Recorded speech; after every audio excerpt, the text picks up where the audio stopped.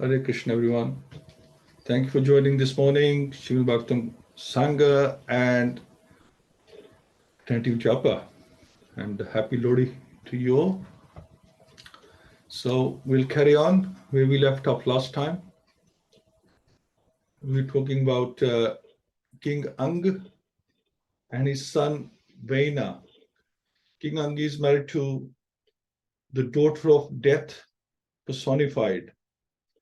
So basically his family has been contaminated, or his next generation has been contaminated. And Vena is a very, very cruel person, cruel son, and is very unruly. King Anga is so fed up that he leaves home, but he thanks Vena for being as he is, because helped King Ang to detach himself from the family and from his kingdom and do what is necessary towards the last years of his life. So he has left home. King Vena, now Vena is the new king, because naturally the country needs a king, and he's the son of the king, he's the prince. Although they know it's wrong, but they had no choice but to make him the king. But his atrocities get even worse now, because he has a lot more power and is not answerable to anybody at all. So we'll carry on from here. All the great saintly sages immediately cried, kill him, kill him. He's the most dreadful, sinful person. If he lives, he will certainly turn the whole world into ashes in no time. So this is, they're talking about King Vena. Saintly persons are generally very kind to all kinds of living entities, but they are not happy when a serpent or a scorpion is killed, or they are not unhappy when a serpent or a scorpion is killed. It is not good for saintly persons to kill, but they are encouraged to kill demons who are exactly like serpents and scorpions. Therefore, all the saintly sages decided to kill King Vena, who was so dreadful and dangerous to all human society. We can appreciate the extent to which the saintly sages actually control the king. If the king or government becomes demonic, it is duty of a saintly person to upset the government and replace it with deserving persons who follow the orders and instructions of saintly persons. So let's pray. Om Namo Bhagavate Vasudevaya. Om Namo Bhagavate Vasudevaya. Om Namo Bhagavate Vasudevaya. Mukham Kroti Vachalam. Phangum Nam Yate Grim Yat Kripatham. Shri Guru Didaranam. Pramananda Madhavam Shri Chaitanya Ishwaram Hariyam Tassat Narayam Namaskritya Naram Chevan Rotamam.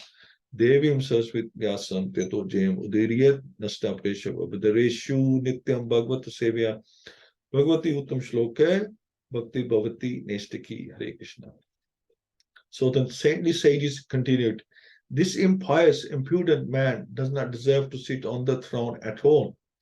He's so shameless that he even dared insult the Supreme Personality of Godhead, Lord Vishnu. So what's been happening is that this King Vena, he's not allowing anyone to worship God. He doesn't want any temples, he doesn't want any deity worship. He wants everyone to worship him. One should not at any time tolerate blasphemy and insults against Lord Vishnu or his devotees. A devotee is generally very humble and meek, and is reluctant to pick a quarrel with anyone, nor does he have any enemy. However, a pure devotee immediately becomes fiery with anger when he sees that Lord Vishnu or his devotee is insulted. This is the duty of a devotee. Although the devotee maintains an attitude of meekness and gentleness, it is a great fault on his part if he remains silent when the Lord or his devotee is blasphemed. So we're supposed to control our lust, anger, and greed, but we can get angry when the Lord is being insulted or a devotee is being insulted. We can show anger, not for ourselves, but for the devotee and for Krishna himself. We can show our anger, just like Hanuman did. But for King Vena, who is a simply inauspicious person who would blaspheme the Supreme Personality of Godhead, by whose mercy one is awarded all kinds of fortune and opulence. When human society individually or collectively becomes godless and blasphemes the authority of the Supreme Personality of Godhead, it is certainly destined for ruination. Such a civilization invites all kinds of bad fortune due to not appreciating the mercy of the Lord. The great sages, thus manifesting their covert anger, immediately decided to kill the king. King Vena was already as good as dead due to his blasphemy against the Supreme Personality Godhead.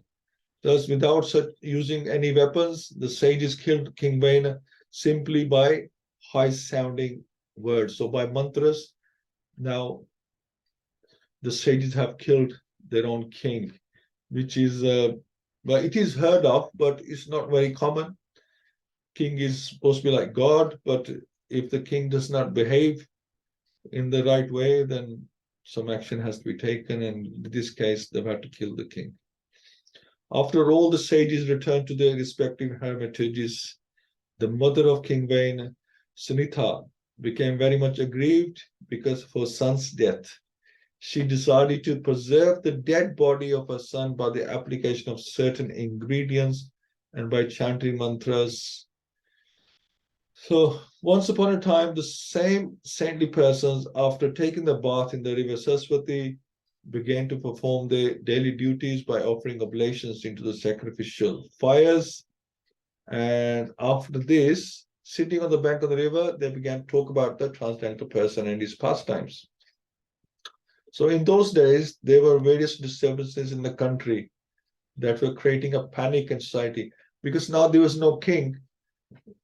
All the thieves and the rogues were taking advantage, and we find that similarly we've seen in some other countries, happened in Iraq as well, when Saddam Hussein was captured, then, or he was dethroned, you could say, that all the misbehavior, became more prominent in that country. Therefore, all the sages began to talk amongst themselves. Since the king is dead and there is no protector in the world, misfortune may befall the people in general on accounts of rogues and thieves. Whenever there's a disturbance in the state or a panic situation, the property and lives of the citizens becomes unsafe. This is caused by the uprising of various thieves and rogues. At such a time, it is to be understood that the ruler or the government is dead. All of these misfortunes happened due to the death of King Vena. Thus, the saintly persons became very anxious for the safety of the people in general. The conclusion is that even though saintly persons have no business in political affairs, they are always compassionate upon the people in general. So they don't want to interfere, but then they have no choice when there's so much cruelty and issues with the general public. Thus, even though they are always aloof from society out of mercy and compassion, they consider how the citizens can peacefully execute their rituals and follow the rules and regulations of Varna Ashram Dharma. That was the concern of these sages. In this age of Kali, everything is disturbed. Therefore, saintly person should take the chanting of Hare Krishna mantra as recommended in the Shastras. Hare Nam, Hare Nam. Hare Nam eva kevalam kalyo nasti, eva nasti, eva nasti, eva gatir aniyatha. Both for spiritual and material prosperity, everyone should devotedly chant the Hare Krishna mantra. When the great sages were carrying on the discussion in this way, they saw a dust storm arising from all directions. This storm was caused by the running of thieves and rogues who were engaged in plundering the citizens. Upon seeing the dust storm, the saintly persons could understand that there were a great deal of irregularities due to the death of King Vena. Without government, the state was devoid of law and order, and consequently, there was a great uprising of murderous thieves and rogues who were plundering the riches of the people in general. Although the great sages could subdue the disturbance by their powers, just as they could kill the king, They considered it improper on their part to do so. Thus, they did not attempt to stop the disturbance. The saintly persons and great sages killed King Vena out of emergency, but they did not choose to take part in the government in order to subdue the uprising of thieves and rogues. But that was not their duty, which took place after the death of King Vena. It is not the duty of Brahmins and saintly persons to kill, although they may sometimes do so in the case of an emergency, which they did. But they're not Kshatriyas. It's not their duty to do all this. Their job is to give knowledge and do yagyas. They could kill all the thieves and rogues by the prowess of their mantras, but they thought it the duty of Kshatriyas, kings, to do so. Thus, they reluctantly did not take part in the killing business. The great sages began to think that although a Brahmin is peaceful and impartial because he's equal to everyone, it is still not his duty to neglect poor humans. So in emergency, they can help, but normally they don't want to get involved. But such neglect, a Brahman's spiritual power diminishes, just as the water kept in a cracked pot leaks out. Brahmins, the topmost section of human society, are mostly devotees. They are generally unaware of the happenings within the material world because they are always busy in the activities for spiritual advancement. Nonetheless, when there is a calamity in human society, they cannot remain impartial. If they do not do something to relieve the distressed condition of human society, it is said that due to such neglect, their spiritual knowledge diminishes. Almost all the sages go to the Himalayas for their personal benefit. But Prahlad Maharaj said that he did not want liberation alone. He decided to wait until he was able to deliver all the fallen souls of the world. So in the elevated condition, the Brahmins are called Vaishnavas. There are two types of Brahmins, namely Brahman Pandit and Brahman Vaishnav. A qualified Brahman is naturally very learned. When his learning is advanced in understanding the Supreme Personality Godhead, he becomes Brahman Vaishnav. Unless one becomes a Vaishnav, one's perfection of Brahmanical culture is incomplete. So a Vaishnav is naturally attracted to Vishnu. So I call the Vaishnav. Whereas Brahmins, Pandits, they could be worshipping demigods as well. That is the difference. After making a decision, the saintly persons and sages churned the thighs of the dead body of King Vena with great force and according to a specific method as a result of this churning. So they decided to churn the thighs. I'm not exactly sure how this process works, but they decided to churn the thighs of the dead body of King Vena, which was preserved by his mother, with great force and according to a specific method. So they were saying mantras at the same time. As a result of this churning, a dwarf-like person was born from King Vena's body. That a person was born by the churning of the thighs of King Vena proves that the spirit soul is individual and separate from the body.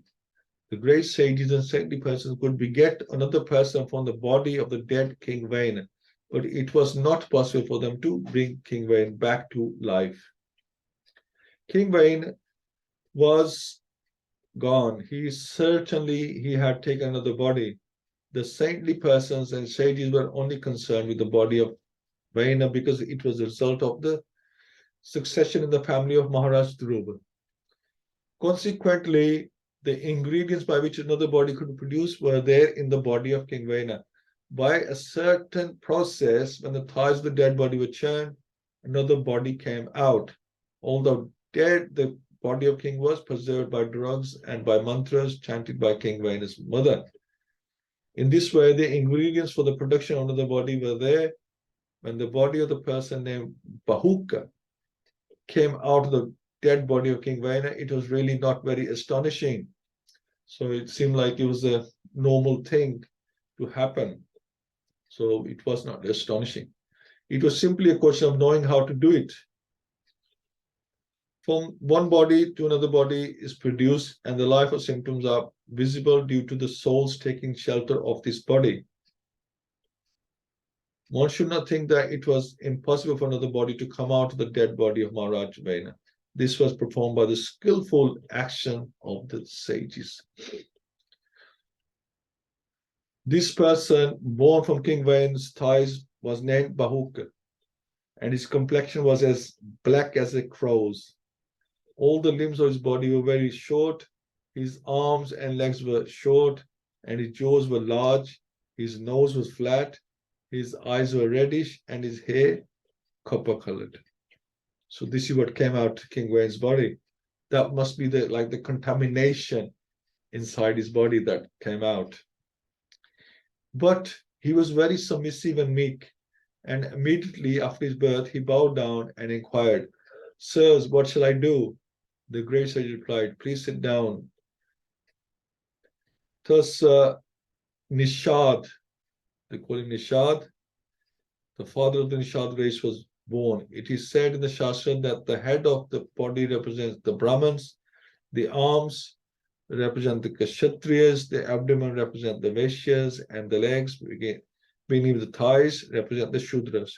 The Shudras are sometimes called black or Krishna. The Brahmanas are called Shukal or white, and the Kshatriyas and Vaishyas are a mixture of black and white. However, those who are extraordinary white are said to have skin produced out of white leprosy. It may be concluded that white or golden hue is the color of the higher caste, and black is the complexion of the Shudras. So, after his birth, he immediately took charge of all the resultant actions of King Vena's simple activities. As such, this Nishad class are always engaged in sinful activities like stealing, plundering, and hunting. Consequently, they are only allowed to live in the hills and forests. The Nishads are not allowed to live in the cities and towns because they are sinful by nature. As such, their bodies are very ugly and their occupations are also sinful. We should, however, know that even these sinful men, who are sometimes called Kirats, can be delivered from their sinful condition to the topmost Vaishnava platform by the mercy of a pure devotee. Engagement in the transcendental loving devotional service of the Lord can make anyone, however sinful he may be, fit to return home back to Godhead. One has only to become free from the contamination by the process of devotional service. In this way, everyone can become fit to return home back to Godhead. This is confirmed by the Lord himself in Bhagavad-Gita 9.32. So the Lord said that this bhakti is open to everyone. It doesn't matter who you are, if you are sinful or not sinful, male, female, any race, any color, you can take on to bhakti. So this is a very interesting pastime today.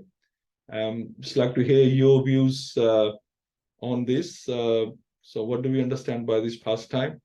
So that was the contamination. This Dhruv Maharaj dynasty is meant to be very pure, but sometimes in this case, through marriage, there's some contamination because the wife of Anga Maharaj, she was the daughter of death personified, but now this contamination has been removed. So I'd like to open this up to you, see what you would like to add or understand from this. Should we, Hina Mataji? Hare Krishna. Hare Krishna, Prabhu. Good morning. Thank you so much. Lovely reading and explanation there. Dhanavad Pranam, everyone. All glories to Prabhupada. I think there was a couple of points that stuck out for me, Prabhu, from this class. I think the first one was around how the sages killed King Venu, and obviously, kind of just made me think that in the same way we should also be. Obviously, they killed him because he had bad characteristics, bad traits, and in the same way that we should be on guard as well internally within our own selves to manage, and eradicate our own bad characteristics, our bad traits, we shouldn't live with them in the same way that the sages killed Venu for a reason.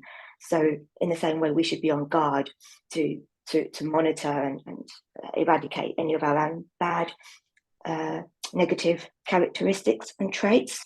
And the other thing I was thinking about, how at the beginning, obviously, the sages they got rid of King Venu, and it kind of just flags as well how important it is to have a God-conscious leader in society. And I know today, obviously, this is very rare. This is Kali Yuga, so it's very, very rare. But it also flags how important this is in helping to guide society. So yeah, there was just a couple of thoughts that I had there. Thank you, Prabhu. Thank you so much. Yeah, wonderful insight there, Mataji. Yeah, you're right. But this is the Kali Yuga governments.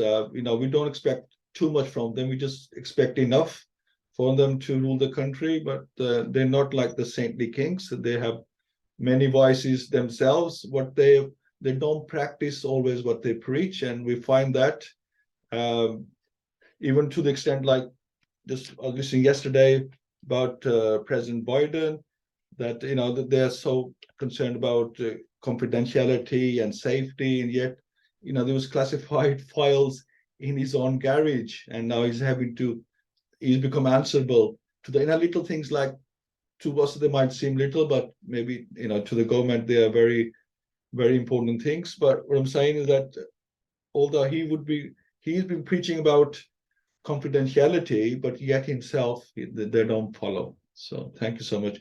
Let me please welcome you all. Prem Prakash Prabhu, my father-in-law ji, Hina Mataji, Rukmani Mataji, Maharani, Bhadra Mataji, Nitai Kirtan Prabhu, Partha Prabhu, and Praveen Mataji. Thank you for joining. And Rukmani Mataji, Hare Krishna. Hare Krishna, Prabhuji. Hanji Mandaji. This new story, I actually didn't understand. He was a very black man and means ugly. He was ugly. So this black man, he was the contamination inside King Vena. He was churned from his body because the sages, the saintly persons, that they did this by mantras. They churned his body, and this contamination came out of his body in the form of a person. Oh. So he was related to Dhruv? Say again, Mataji? Was he related to Dhruv? Dhruva Maharaj? Yes, it's the Dhruv dynasty. Yes, King Anga, his son Vena, now this person who's come out of his body. So yeah, I guess they're all related to the Dhruv dynasty. But it just shows that because you belong to a great dynasty doesn't necessarily mean that all dynasty is going to be pious. Oh. Contaminations do happen in between. Very surprising. Prabhuji, I didn't actually understand. So I was thinking that he was very ugly and related to Drew's dynasty, no? Ji. No problem. Okay, Prabhuji. I didn't. Okay, no problem. I'm not actually. I was I was confused about this story, so I just didn't remember all these things. Sorry, Prabhuji. I just want to catch Partha Prabhu because I know he has to take his daughter to school. Partha Prabhu, Hare Krishna. Hare Krishna, Prabhuji. It's a nice pastime. What thing I got it from here is like, one is kingless society is also a problem. At the same time, godless society is also a problem. So even in the school times, when we don't have a leader in our class, we see how naughty the boys become. And so a leader is very much required to keep the things in a proper way. And throughout the pastime, the Brahmins are actually kept very busy when King Vena was there, that time also they were busy. When King Vena was not there, even then they were kept very busy. So that shows that they always think about the people's welfare.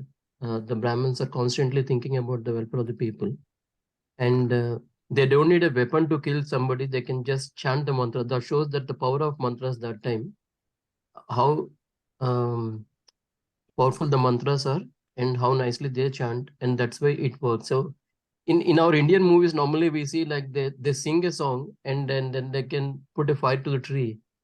They can burn a tree. We think that it's only fantasy, but this shows that they can do anything if they chant the mantras properly, and that's what I thought. And then the only way to go back to Godhead is to be in the transcendental service. That's the only way. That's all, Prabhuji. Thank you, Prabhu. Yeah, I mean, nowadays we're not able, we're not pious enough, and we don't have the ability to chant the mantras properly. So we have the mantra, the Maha Mantra, which has effect. However, we chant it. Obviously, we chant it to our best ability, but it doesn't have to be perfect. It doesn't have to say perfectly. It still works for us. Thank you so much, Prabhu. Parveen Mataji, Hare Krishna.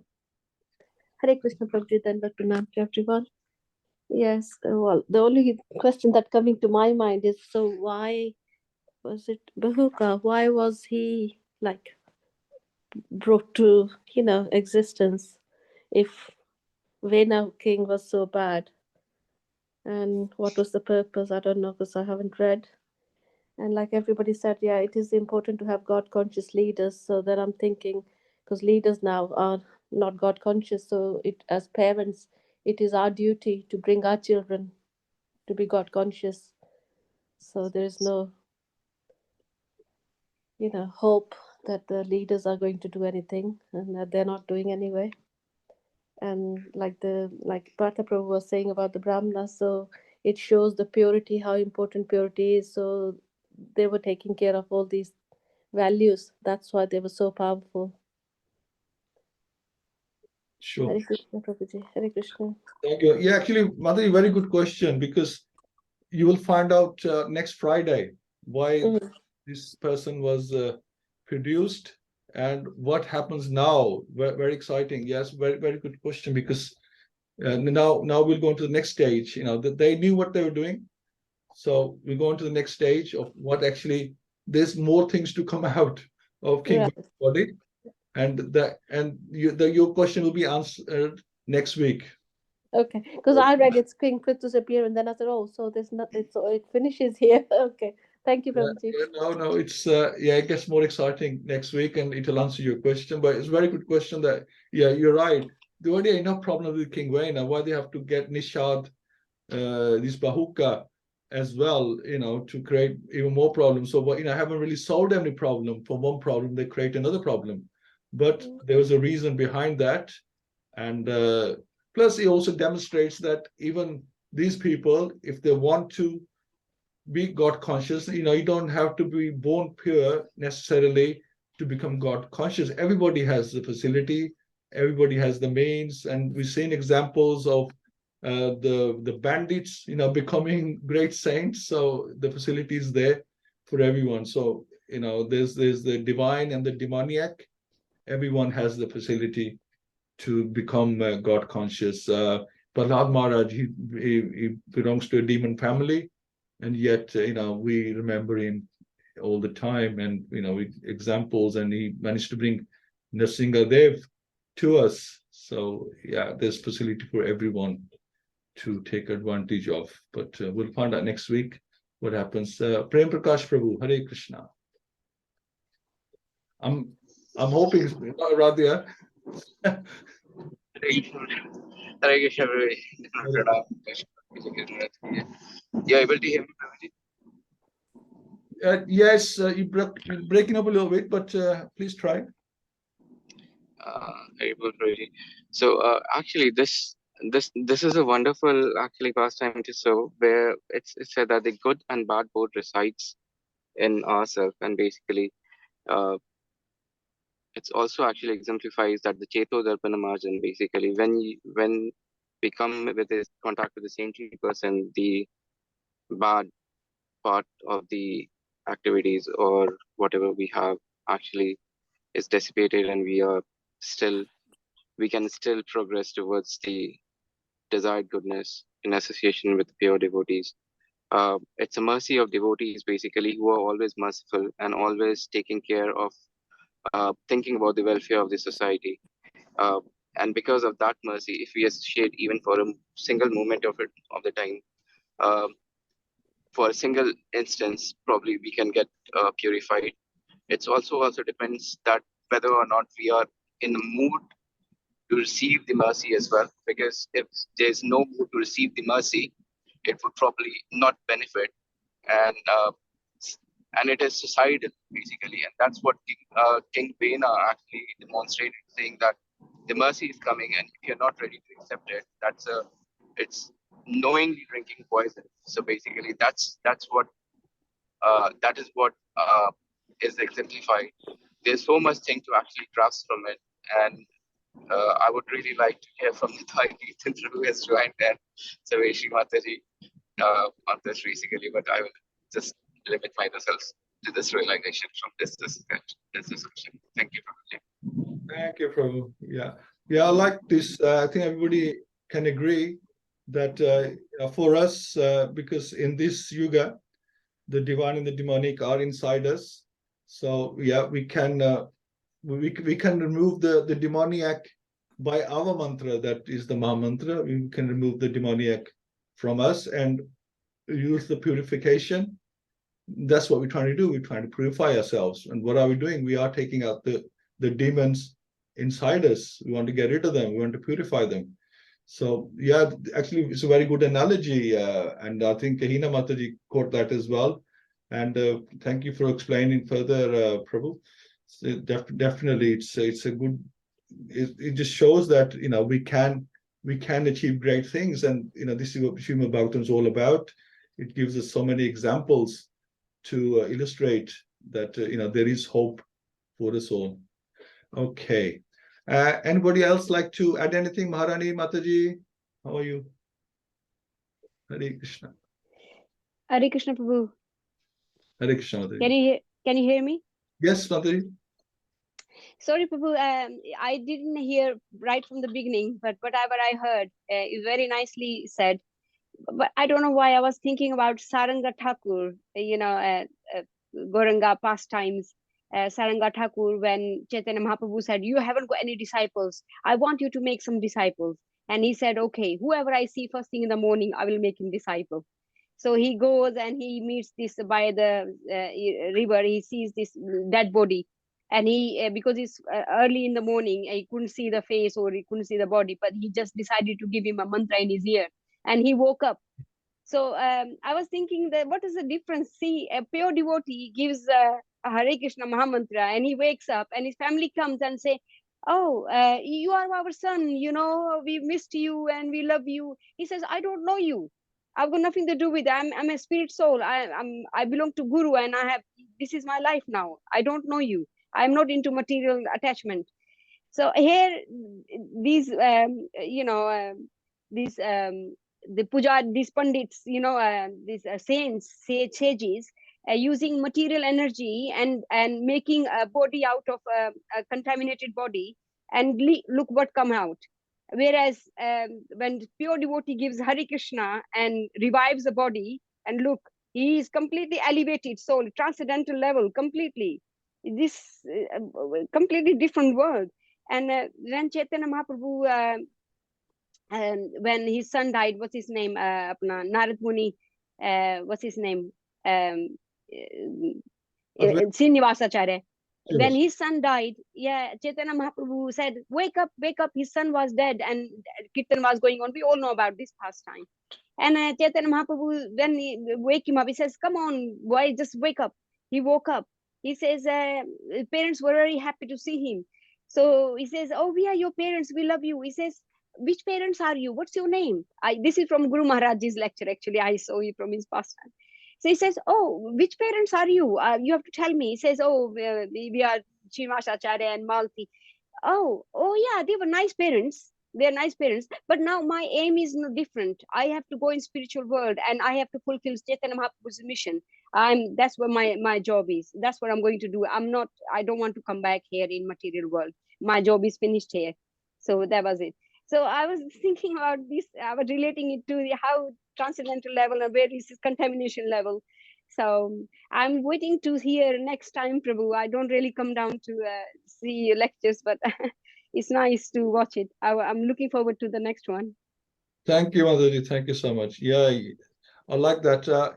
Even Chitraketu's son, when he was brought back to life, Maharaj Chitraketu, and he said, he says, we are parents. He says, which parents? I've had so many different parents, been through so many lives, so this is just one more life.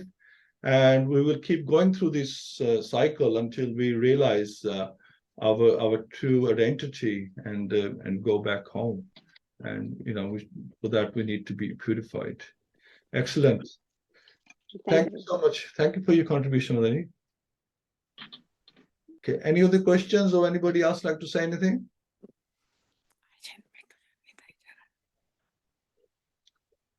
Okay, so we'll do a couple of rounds, and thank you all so much.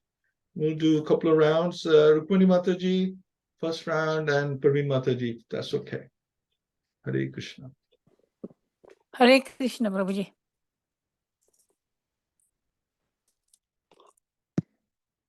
Jai Shri Krishna Chaitanya Prabhu.